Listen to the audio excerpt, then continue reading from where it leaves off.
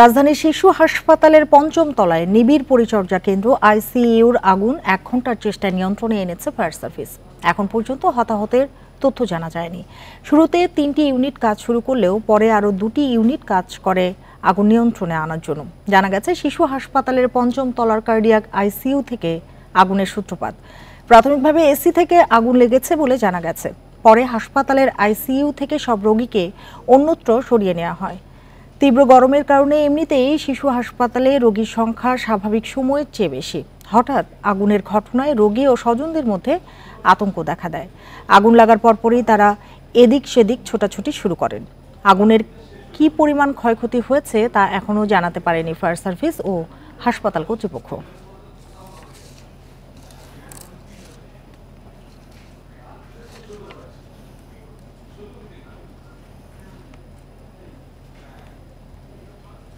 আরো জানাতে ঘটনাস্থল থেকে যোগ দিয়েছেন সহকর্মী আনোয়ার সাদাত নূর। আনোয়ার সাদাত নূর, আগুন নিয়ন্ত্রণে আনার পর কি চিত্র এখন দেখছেন, আর সব মিলিয়ে পরিস্থিতি এখন স্বাভাবিক বলা যায় কিনা?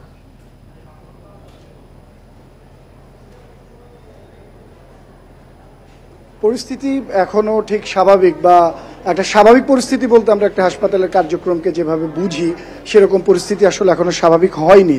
আগুন নিয়ন্ত্রণে এসেছে সেটা অনেকক্ষণ আগেই আমরা আপনাকে জানিয়েছি। আড়াইটার দিকে আগুন নিয়ন্ত্রণে আনার ঘোষণা দেয় ফায়ার সার্ভিস কর্তৃপক্ষ। 1.5 ঘন্টার ব্যবধানে আগুন নিয়ন্ত্রণে আনতে সক্ষম হলেও যে আসলে আতঙ্ক এখানকার রোগীদের মধ্যে বা রোগীর স্বজনদের মধ্যে ছড়িয়ে পড়ে সেটা কিন্তু এখনো কাটেনি। এখনো সেরকম পরিস্থিতি বিরাজমান। আতঙ্কের পাশাপাশি কিন্তু একটা বিশৃঙ্খল পরিস্থিতিরও সৃষ্টি হয়েছে হাসপাতালকে ঘিরে, বা এইখানে যারা ওয়ার্ডে ভর্তি ছিলেন বা যারা রোগী দেখাতে এসেছিলেন তাদের মধ্যে সেই বিশৃঙ্খল পরিস্থিতি কিন্তু এখনো স্বাভাবিক অবস্থার রূপ নেয়নি। যারা ওয়ার্ডে ছিলেন তাদেরকে তো আগুন লাগার পর মুহূর্তেই হাসপাতাল কর্তৃপক্ষ বের হয়ে যাওয়ার অনুরোধ করে, আবার অনেকেই নিজ তাগিদেই বের হয়ে আসে আতঙ্কিত হয়ে। তারা কিন্তু এখনো ফিরে যায়নি, যদিও হাসপাতাল কর্তৃপক্ষ এখনো ফিরে যাওয়ার জন্য নির্দেশনা দেননি কিংবা ফিরে যেতে বলেনও নি বা ঢাকার জন্য আমন্ত্রণ জানাননি। তারপরেও আবার অনেকে কিন্তু আমরা দেখছি যে তাদের রোগীদেরকে নিয়ে উপরের দিকে ফিরে যাচ্ছেন। আমরা এখানকার নার্স এবং চিকিৎসকের সাথে কথা বলেছিলাম যে কখন রোগীদেরকে আবার পুনরায় চিকিৎসায় দেওয়া হবে এবং বেডে ওয়ার্ডে ফিরিয়ে নেওয়া হবে। তারা বলছেন যে এখনো কিন্তু হাসপাতালে ওয়ার্ডগুলোতে সে পোড়া গন্ধ অনুভব করা যাচ্ছে, সে গন্ধ পাওয়া যাচ্ছে। তারা বলছেন যে যেহেতু এখানে একটা ব্যাড স্মেল কাজ করছে যেটা রোগীর জন্য অস্বস্তিকর হবে বা ক্ষতির কারণ হতে পারে শিশুদের জন্য, সেজন্য তারা একটু সময় নিচ্ছেন। পাশাপাশি যে আগুন নেভানোর জন্য পানি দেওয়া হয়েছিল সেই পানি কিন্তু 5 তলা থেকে বেয়ে বেয়ে পড়ছে, মানে নিচতলা পর্যন্ত বেয়ে পড়ছে। ফলে এর মাঝখানে 2-3 তলার যে ফ্লোর সেগুলোও কিন্তু প্লাবিত হয়েছে। সেই কালি এবং লাগা ময়লা পানি ফ্লোরে প্লাবিত হওয়াতে কিন্তু সেই জায়গাটা অপরিষ্কার হয়ে গেছে। চিকিৎসক এবং যে নার্স আছে তারা কিন্তু সেটাই বলছেন যে এখনো পরিষ্কার পরিচ্ছন্ন করা হয়ে ওঠেনি। রোগীদেরকে তোলার জন্য আবার একটা কর্মব্যস্ত হাসপাতাল শুরু করার জন্য এই পরিচ্ছন্ন পরিবেশটা তৈরি করা তাদের জন্য আগে জরুরি। তারা সেই সময়টি নিচ্ছেন। এবং সবচেয়ে বড় বাধা সেটার কারণ হচ্ছে ইলেকট্রিসিটি নেই। আগুন লাগার পর মুহূর্তে কর্তৃপক্ষ কিন্তু ইলেকট্রিসিটি বন্ধ করে দেয় বা বন্ধ হয়ে যায়, যার ফলে সেই ইলেকট্রিসিটি কিন্তু এখনো আসেনি, মানে চালু করা হয়নি সংযোগ। কারণ ফায়ারের কর্তৃপক্ষ এবং হাসপাতাল কর্তৃপক্ষ তারা পরীক্ষা করে দেখছেন যে এই অগ্নিকাণ্ডের কারণে কতটুকু ক্ষতিগ্রস্ত হয়েছে বা আদৌ ক্ষতিগ্রস্ত হয়েছে কিনা বা রিপেয়ার করার প্রয়োজন আছে কি না। মূলত ইলেকট্রিসিটি নিশ্চিত না করা পর্যন্ত রোগীরা উপরে উঠেও আরেকটি ভোগান্তির মুখে পড়বেন বলে কিন্তু চিকিৎসক এবং নার্সরা বলছেন। তারা বলছেন যে ইলেকট্রিসিটি ফেরার পরেই তারা প্রত্যেক রোগীকে ওয়ার্ডে ফিরে আসার জন্য পুনরায় নির্দেশনা জানাবেন এবং অনুরোধ জানাবেন। রোগীরা কিন্তু এখন বাইরেই বসে অবস্থান নিচ্ছেন এবং অপেক্ষা করছেন সেই নির্দেশনার। হাসপাতালে অগ্নিকাণ্ডের ঘটনা ঘটেছে সে বিষয়েই জানাচ্ছিলেন আমাদের সহকর্মী আনোয়ার সাদাত নূর। চলে যাচ্ছি পরের খবরটিতে। হযরত শাহজালাল আন্তর্জাতিক বিমানবন্দরের 3rd টার্মিনালে টিনে ঘেরা নিরাপত্তা বেষ্টনী ভেঙে রাইদা পরিবহনের একটি বাস ভেতরে ঢুকে পড়ে। এই সময় বাসের ধাক্কায় মাইদুল ইসলাম সিদ্দিকী নামে সিভিল এভিয়েশনের এক প্রকৌশলী নিহত হয়েছেন। সকাল 10টার দিকে ঢাকা এলিভেটেড এক্সপ্রেসওয়ের সামনে এই দুর্ঘটনা ঘটে। বিষয়টি নিশ্চিত করে বিমানবন্দর থানা পুলিশ জানায়, সকালে রাইদা পরিবহনের একটি বাস নিয়ন্ত্রণ হারিয়ে 3য় টার্মিনালে টিনে নিরাপত্তা বেষ্টনী ভেঙে ভেতরে ঢুকে যায়। এই সময় রাস্তা দিয়ে মোটরসাইকেল চালিয়ে যাচ্ছিলেন সিভিল এভিয়েশনের senior sub assistant engineer Maidul Islam. তার মোটরসাইকেলটি রায়দা পরিবহনের বাসের নিচে চলে আসে। পরে তাকে গুরুতর আহত অবস্থায় কুর্মিটোলা জেনারেল হাসপাতালে নিয়ে যাওয়া হলে কর্তব্যরত চিকিৎসক তাকে মৃত ঘোষণা করেন। পুলিশ আরও জানায়, মরদেহে সুরতহাল শেষে ময়না তদন্তের জন্য তাকে ঢাকা মেডিকেল কলেজ হাসপাতালের মর্গে পাঠানো হয়েছে।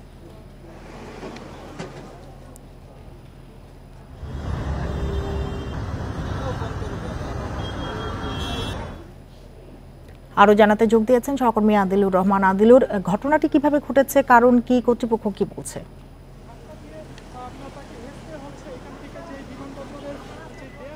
দেখুন, ঘটনাটি আসলে যদি আমি বলি যে ঘটনাটি এই যে দুর্ঘটনাটা, মর্মান্তিক এই ঘটনাটি ঘটেছে সকাল 10টার সময় বিমানবন্দরমুখী রায়দা পরিবহনের একটি বাস, সেই বাসটি আসলে চলন্ত অবস্থায় যাচ্ছিল। এরপরে বাসটি আসলে নিয়ন্ত্রণ হারালে সিভিল এভিয়েশনের একজন senior sub assistant engineer Maidul Islam Siddiqui, তিনি আসলে এই পথ দিয়ে তখন মোটরসাইকেল চালিয়ে আসলে যাচ্ছিলেন। মোটরসাইকেল চালিয়ে যেহেতু আসলে যাচ্ছিলেন, সেই কারণে এই বাসটি যখন আসলে নিয়ন্ত্রণ হারায় তখন এই মাইদুল ইসলাম সিদ্দিকীর যে মোটরসাইকেলটি, সেই মোটরসাইকেলটি আসলে চাপা দেয়। মোটরসাইকেলটি চাপা দিলে ঘটনাস্থলেই তিনি আসলে মারা যান। কারণ কর্তব্যরত পরবর্তীতে মাইদুল ইসলামের কে কুর্মিটোলা জেনারেল হাসপাতালে নেওয়া হলে কর্তব্যরত চিকিৎসক তাকে মৃত ঘোষণা করেন। আমরা এই বিষয়টি নিয়ে আসলে বিমানবন্দর থানা পুলিশ, তাদের সাথে আসলে কথা বলার চেষ্টা করেছি।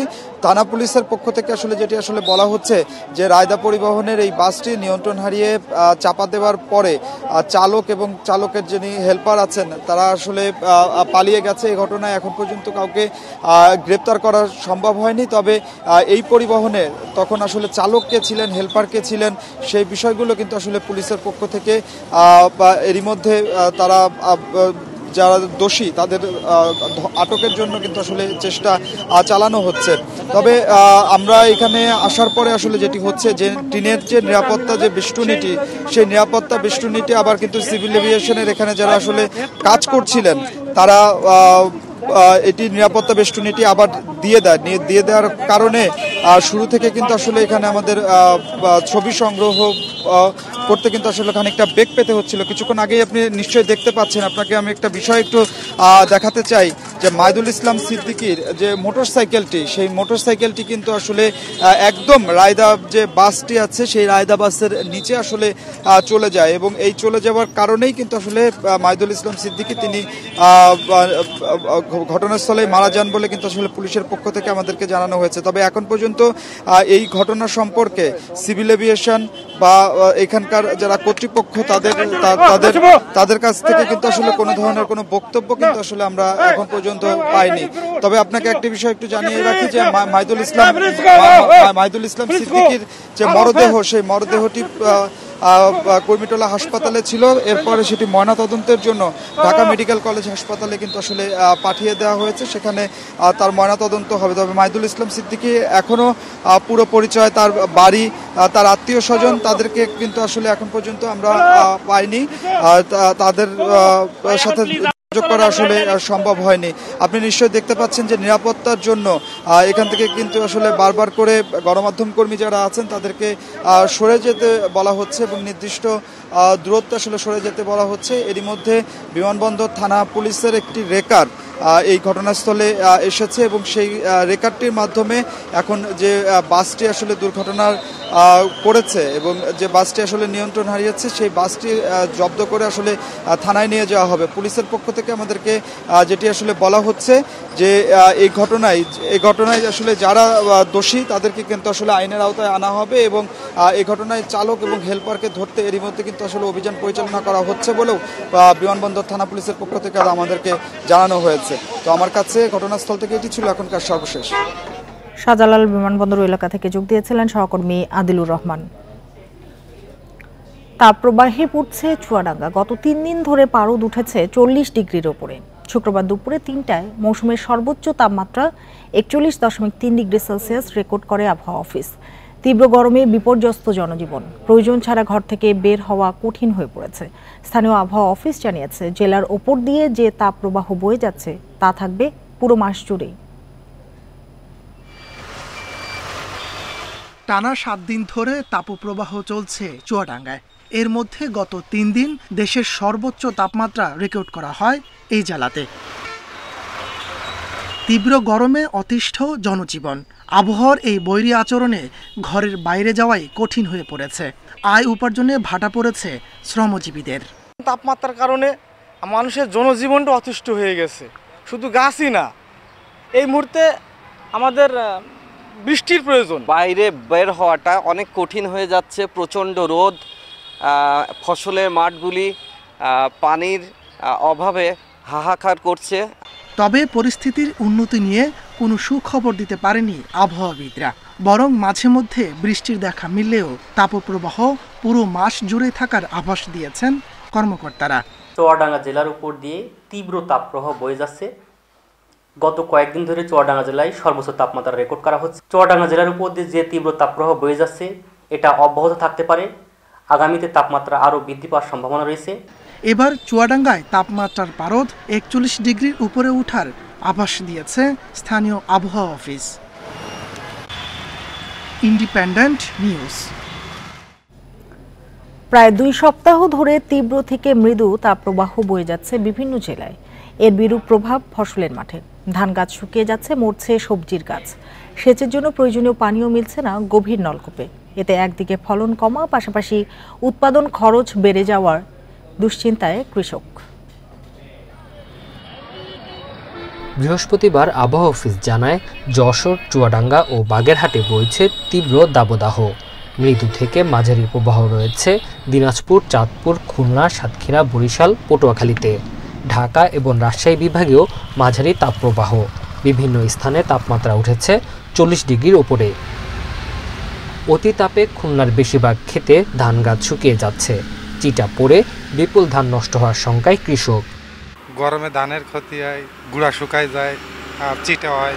জমিতে পানি না থাকে তাহলে ধান পুষ্টি কম হয় এবং অর্ধেকটাই মার যায়। পাবনায় পরপর 2 দিন তাপমাত্রা 40 ডিগ্রি উপরে ওঠে। খেতে পানির অভাব শুরু হয়েছে এরই মধ্যে। গভীর নলকূপেও পানি মিলছে কম। এতে মারা যাচ্ছে ধানসহ অন্যান্য ফসলের গাছ। পানি না থাকলে পরে আমার ধান মরে যাবে, একবারে মরে যাবে। ধানে পানি পাচ্ছে না, ধান মরে যাচ্ছে। পার ধান এসব মরে শেষ হচ্ছে। পানি তো লিয়ার নিচে, অনেক নিচে। টানা তাপপ্রবাহের প্রভাব পড়েছে মেহেরপুরের ফসলের মাঠে। বড় ধান আর বিভিন্ন সবজির ফলন নিয়ে শঙ্কায় চাষিরা। তাপপ্রবাহ চলতেছে, আমাদের ফসলের ধানের পাটের পানি বেশি লাগছে, একদিন বাদ দিয়ে পানি বেশি লাগছে। কৃষি বিভাগ বলছে, টানা কয়েকদিন তাপমাত্রা 35 ডিগ্রি উপরে থাকলে ধানে চিটা পড়ার আশঙ্কা বেশি। এক্ষেত্রে সেচ দিয়ে মাটির উত্তাপ কমানোর বিকল্প নেই। তাপমাত্রা 35 ডিগ্রি বা তার বেশি হয় তখন ধান যদি শীষ বের হয় বা ফুল পড়ে চিটা হওয়ার সম্ভাবনা থাকে। এখন বর্তমানে সেই তাপমাত্রা চলছে। সেচ দিয়ে পানির জন্য অন্তত 2-3 সেন্টিমিটার বা 1 থেকে 1.5 ইঞ্চি বা 2 ইঞ্চি পরিমাণ পানি রাখা যায়, তাহলে পরে মাটির তাপমাত্রা কমে যাবে। এদিকে ঠাকুরগাঁওয়ে মরিচ, কুমড়া, ভুট্টা সহ বিভিন্ন শাকসবজি শুকিয়ে যাচ্ছে। ফলন কমার পাশাপাশি উৎপাদন খরচ বাড়ার শঙ্কায় চাষিরা। Tanzil Hasnat, independent news. চলে গেলেন বাঙালির প্রথম পতাকার নকশাকার শিবনারায়ণ দাস। সকালে বঙ্গবন্ধু শেখ মুজিব মেডিকেলে মৃত্যু হয় তার। সর্বস্তরে শ্রদ্ধা নিবেদনের জন্য কেন্দ্রীয় শহীদ মিনারে মরদেহ রাখা হবে কাল সকাল 10টায়। পরে নেওয়া হবে কুমিল্লায়। মৃত্যুর আগে দেহদান করে গেছেন এই বীর মুক্তিযোদ্ধা। লাল সবুজের মাঝে বাংলাদেশের মানচিত্র, বাঙালির স্বাধিকার আন্দোলনের প্রতীক। 1971 সালের 2রা মার্চ প্রথম উড়েছিল এই পতাকা, আর এর নকশাকার শিবনারায়ণ দাস। 1970 সালের 6 জুন ঢাকা বিশ্ববিদ্যালয়ের সার্জেন্ট জহুরুল হক হলে পতাকাটি নকশা করেন তিনি। পরে এ পতাকা হাতে 71-এর রণাঙ্গনে যুদ্ধ করেছে বাঙালি। শিবনারায়ণ দাসের জন্ম কুমিল্লায়। 71-এ তার বাবা সতীশচন্দ্র দাসকে হত্যা করে পাকিস্তানি সেনারা। শিবনারায়ণ রাজনীতিতে আসেন ভাষাসৈনিক ধীরেন্দ্রনাথ দত্তের হাত ধরে। ছিলেন 62 শিক্ষা আন্দোলনে, অংশ নিয়েছেন মুক্তিযুদ্ধে। পতাকা তৈরি করবার ইতিহাস আছে, সেই ইতিহাসের সঙ্গে তিনি যুক্ত ছিলেন। এরকম করে অনেক অনেক কিছুর সঙ্গেই যুক্ত ছিলেন শিবনারায়ণ দাস। সুতরাং আজকে আমরা এটাই আহ্বান জানাবো যে সবাই জানুন শিবনারায়ণ দাসকে। সেদিন উনি কুমিল্লার থেকে ঢাকায় ছিলেন এবং সার্জেন্ট জহুরুল হলে রব ভাই, শাহজাহান সিরাজ ভাই, কাজী আরিফ আহমেদ ভাই, মার্শাল মনি, এই চারজন যখন জাতীয় পতাকার সিদ্ধান্তটা চূড়ান্ত করে, তো সেটা একটা বড় কাগজে, পোস্টার কাগজে উনি এঁকে দিয়েছিলেন আর কি। শ্বাসকষ্ট নিয়ে 1 এপ্রিল সমরিতা হাসপাতালে ভর্তি হন তিনি। অবস্থার অবনতি হলে আনা হয় বঙ্গবন্ধু শেখ মুজিব মেডিকেলে। শুক্রবার সকালে এখানেই মারা যান বাংলাদেশের প্রথম পতাকার নকশাকার। দেশের জন্য উনি করেছেন, সেটার ক্রেডিট উনি কোনোদিনও নিতে চাননি এবং আমরাও কোনোদিনও আমার বাবা এটা করেছেন বা করবেন এরকম আমরা ক্রেডিট নিতে চাই না। লাল ফারুকের বাসা থেকে ওই যে তার ভাইয়ের বিয়ে গেছে, সোনালী রঙের টিপ দেয় না বিয়ে, ওই সোনালী রঙটা দিয়ে কোন আঙ্গুল দিয়ে ম্যাপটা আঁকছে। তার একটা পার্সোনাল ডায়েরি ছিল, ওইটার থেকে আমি অনেক কিছু জানছি। শিবনারায়ণ দাস চোখদান করেছেন সন্ধানীতে আর দেহদান করেছেন বঙ্গবন্ধু শেখ মুজিব মেডিকেল বিশ্ববিদ্যালয়কে। সর্বস্তরের শ্রদ্ধা জানাতে শনিবার কেন্দ্রীয় শহীদ মিনারে রাখা হবে তার মরদেহ। বন ইবনে কামাল, ইন্ডিপেন্ডেন্ট নিউজ, ঢাকা। টেকনাফ সীমান্ত দিয়ে নতুন করে আরও 13 বিজিপি সদস্য অনুপ্রবেশ করেছে। তাদেরকে নাইখংছড়িতে বিজিবি হেফাজতে রাখা হয়েছে।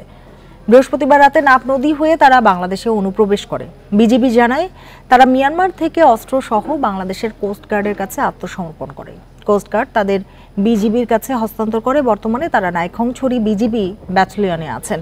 এ পর্যন্ত মিয়ানমার সেনাবাহিনী ও বিজিপির 274 জন সদস্য বাংলাদেশে আশ্রয় নিয়ে বিজিবির হেফাজতে রয়েছেন।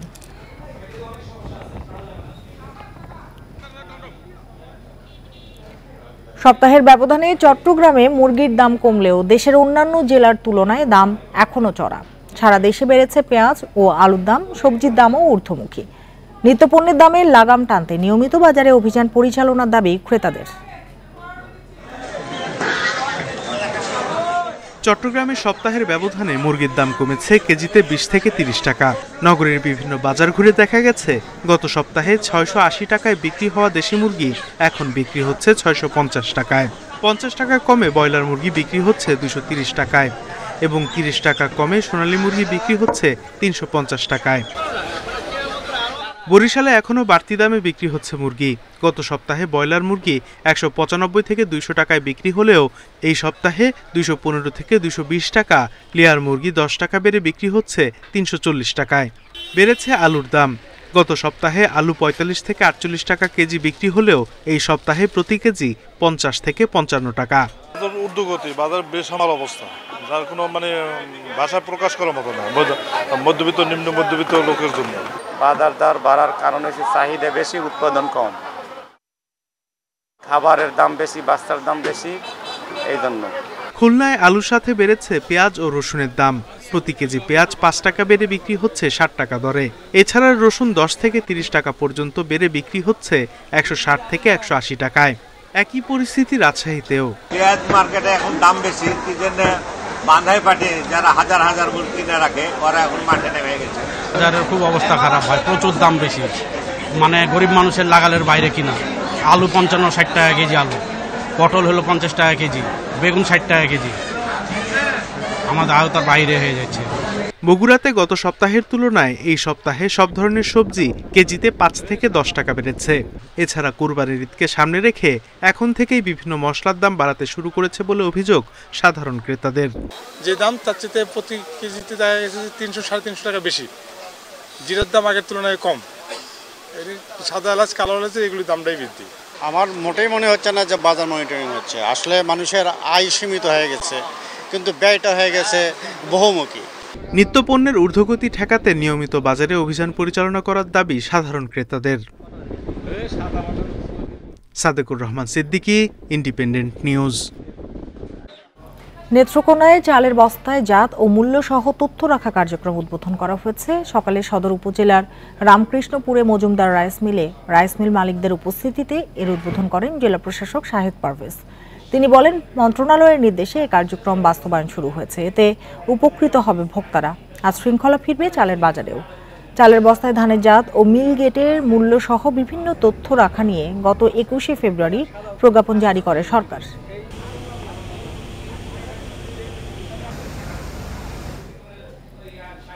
নোয়াখালীর সুবর্ণচর উপজেলায় বিদেশ থেকে চোরাই পথে আসা কাভার্ড ভ্যান ভর্তি 5 টন কফি পাউডার ও ওষুধ জব্দ করেছে পুলিশ। সে সময় গাড়িটি চালক ও সহকারীকে গ্রেপ্তার করা হয়।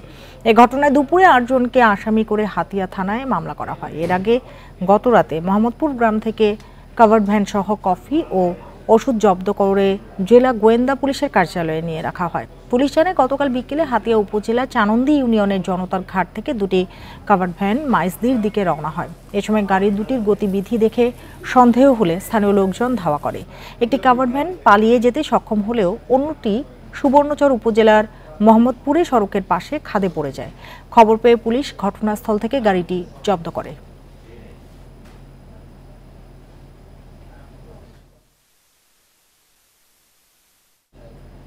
বরিশালের উজিরপুরে যাত্রীবাহী বাসের ধাক্কায় গোলাম কিবরিয়া রানা নামে এক সিএনজি অটোরিকশার যাত্রী নিহত হয়েছেন। আহত হয়েছেন আরও 2 জন। সকালে ঢাকা বরিশাল মহাসড়কের সানুহার এলাকায় এ দুর্ঘটনা ঘটে। পুলিশ ও স্থানীয়রা জানায় বরিশাল থেকে ছেড়ে আসা হানিফ পরিবহনের একটি বাস গৌরনদী থেকে আসা একটি সিএনজি অটোরিকশাকে সানুহার এলাকায় ধাক্কা দেয়। এতে ঘটনাস্থলে অটোরিকশা যাত্রী গোলাম কিবরিয়া রানা নিহত হন। এ ঘটনায় আহত 2 জনকে উজিরপুর স্বাস্থ্য কমপ্লেক্সে চিকিৎসার জন্য নেওয়া হয়েছে।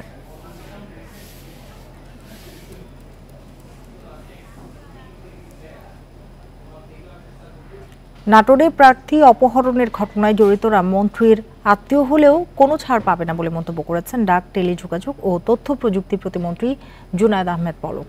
সকালে রাজশাহী মেডিকেল কলেজ হাসপাতালে অপহরণ ও নির্যাতনের শিকার চেয়ারম্যান প্রার্থী দেলোয়ার হোসেনকে হাসপাতালে দেখতে গিয়ে তিনি এ মন্তব্য করেন। মন্ত্রী বলেন, এই ঘটনার সাথে যারাই জড়িত থাকবে তাদের বিরুদ্ধে পুলিশ তদন্ত করে ব্যবস্থা নেবে।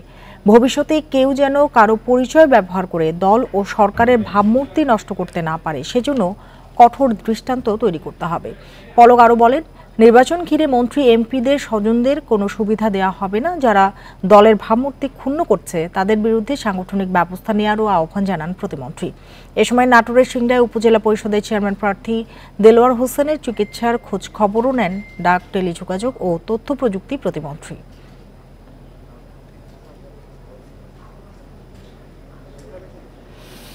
সিদ্ধান্ত নেওয়ার জন্যই আমরা কঠোর অবস্থানে আছি এবং এটা আমরা পালন করব।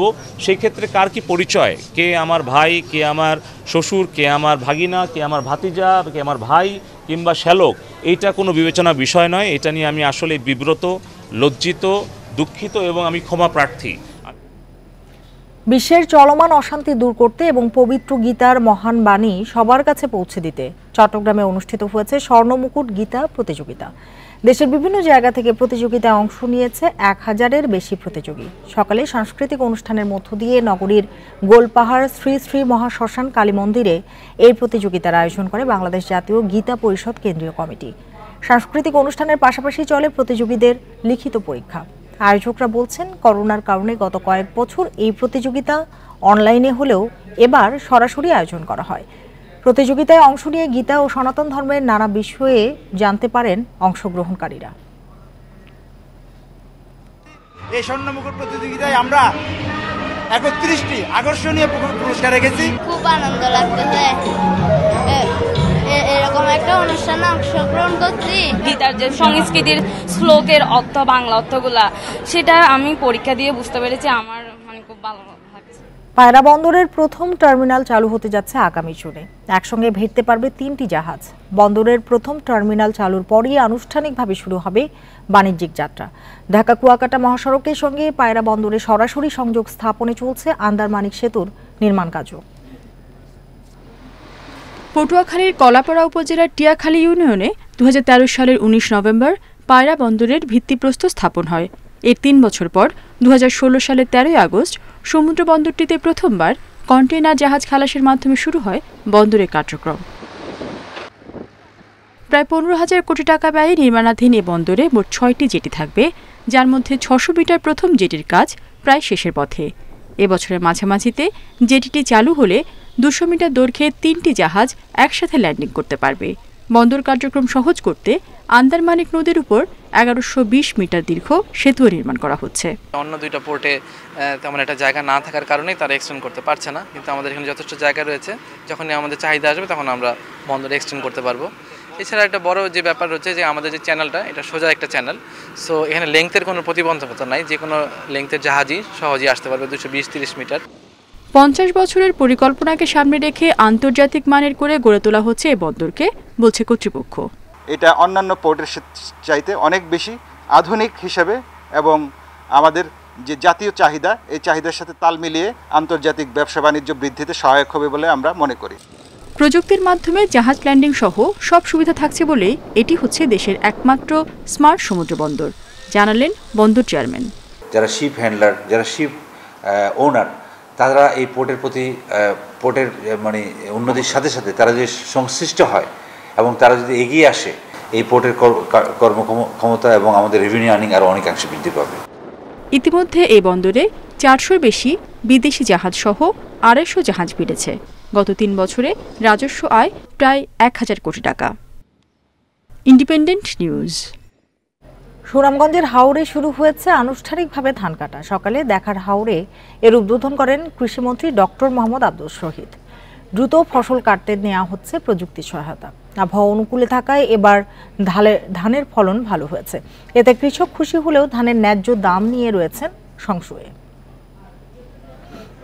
সুনামগঞ্জের বিভিন্ন হাওরে এখন মাঠের পর মাঠ বুড়ো ধান, কিছু ধান পেকে গেছে, শুরু হয়েছে ধান কাটা। শুক্রবার সকালে সদর উপজেলার বাহাদুরপুর গ্রামের দেখার হাওরে ধান কাটার আনুষ্ঠানিক উদ্বোধন করেন কৃষিমন্ত্রী ডক্টর মোহাম্মদ আব্দুল শহীদ। হাওরে ধানের বাম্পার ফলন হওয়ায় খুশি কৃষক, তবে 90% জমির ফসল এখনও কাঁচা ও আধা পাকা থাকায় আগাম বন্যার দুশ্চিন্তা রয়েছে। এই অবস্থায় দ্রুত ধান কাটা নিশ্চিতে 870টি কম্বাইন্ড হারভেস্টার ও 200 রিপার মেশিনে ধান কাটা হচ্ছে। এছাড়া অন্য জেলা থেকে আরও 200 ধান কাটার মেশিন নিয়ে আসা হয়েছে। বাকি দিনটা যদি বালা দিলে 10-15 দিন বালা দিলে মনে হলো গৃহস্থকলদের মোটামুটি বালা পজিশনে থাকবো। সুনামগঞ্জের আল্লাহ দিলে আমরা ফসল খুব ভালো হয়েছে। জেলায় এবার বড় আবাদ হয়েছে 2,23,407 হেক্টর জমিতে। ধানের উৎপাদন লক্ষ্যমাত্রা 13,70,200 টন, যার বাজার মূল্য 4,110 কোটি টাকা। কৃষক ধানের ন্যায্য দাম পাওয়া নিয়ে সংশয়ে থাকলেও তাদের আশ্বস্ত করেছেন কৃষিমন্ত্রী। ধান তো ভালো হয়েছে আল্লাহ দিলে, আগে কেমনি তো আল্লাহ দিছে, আল্লাহ দিছে। আমরা চাই কৃষকরা তারা সঠিক মূল্যে তাদের উৎপাদিত পণ্য যাতে বিক্রি করতে পারে, তার জন্য তাদেরকে কিভাবে সহযোগিতা করা যায় সেটা নিশ্চিত করব। জনপ্রতিনিধি যারা আছেন, ইউনিয়নের চেয়ারম্যান সাহেবরা, উপজেলা চেয়ারম্যান, মেম্বার, তারা যদি সজাগ থাকেন, ইনশাল্লাহ আমাদের কৃষকরা বঞ্চিত হবে। এবার সুনামগঞ্জে লক্ষ্যমাত্রার চেয়ে 162 হেক্টর বেশি জমিতে বুড়ো আবাদ হয়েছে। Independent news. বাগেরহাটের কচুয়ায় ম্যারাথন প্রতিযোগিতা অনুষ্ঠিত হয়েছে। ভোর 6:30টায় উপজেলা সদরের 0 পয়েন্ট থেকে এই প্রতিযোগিতা শুরু হয়। নানা শ্রেণী পেশার 100-র বেশি প্রতিযোগী দৌড়ে অংশ নেন। পরে বিজয়ীদের মধ্যে ক্রেস্ট ও মেডেল তুলে দেওয়া হয়। দৌড়ে অংশ নিতে ভোর থেকেই প্রতিযোগীরা কচুয়া উপজেলার 0 পয়েন্টে জড়ো হতে থাকেন। বাদ্যযন্ত্রে উৎসব মুখর হয়ে ওঠে এলাকা। সবার মধ্যে স্বাস্থ্য সচেতনতা তৈরির জন্যই এই আয়োজন।